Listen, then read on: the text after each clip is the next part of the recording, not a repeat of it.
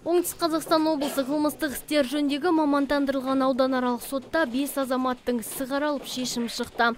Оларға ұйымдасқан қылмыстық топ құра отырып қарақшылық жасамақ болды деп айып тағылған болатын. Нақтырақ айтар болсақ, 31 жасар Сүйіріп Мейірбекке Қазақстан Республикасы қылмыстық кодексінің 6 бабымен айып тағылған болатын. Алайда сотталушы қаруды заңсыз иемденгені сақтаған үшін сотты болды. Сүйіріп Мейірбек Сейсенбекович Қазақстан қылмыстық кодексінің 287 үшінші бөлігінде қарастырылған қылмыс белгісімен кінәлі деп танылсын. Оған осы баппен 2 жыл 6 ай мерзімге бас бостандығынан айыру жазасы тағайындалсын.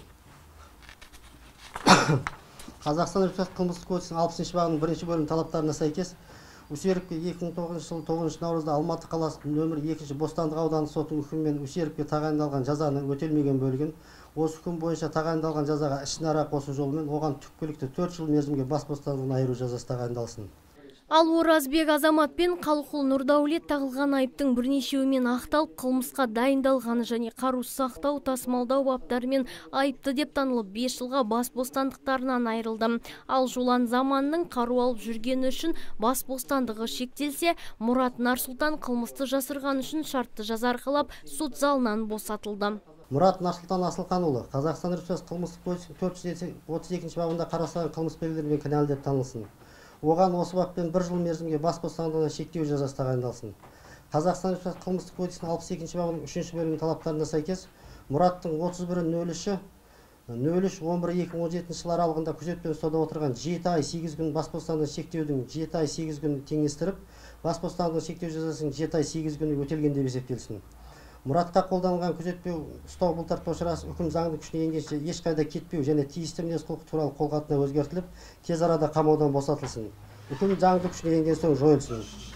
Мұратқа 1 жыл мерзімге пробациялық бақылау берілсін. Қазақстан Республикасы қылмыстық кодексінің 63 бабын қолдана отырып, тағайындалған жаза шартты деп есептелсін. Жоланға қолданған күзетпен ұстау бұлтартпау шарасы үкім заңды күшіне енгенше ешқайда кетпеу және тиісті мінез-құлық туралы қолхатына өзгертіліп, тез арада қамаудан босатылсын. Естеріңізге сала кетсек, үстіміздегі жылдың наурыз айының 29 жұлдызында Оңтүстік Қазақстан облысы ішкі істер департаменті жедел шара жүргізіп 5 азаматты қолға түсірген болатын.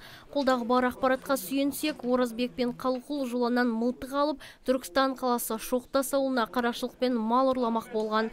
Алайда арам ойлар іске аспай, тәртіп сақшыларының қолына түскен. Айта кету керек, сот шешімі алқа билердің қатысуымен шығарылды. Нұргүл Жолымбетова, Антон Семенов, Абзал Трабеков, ТВК телеарнасы.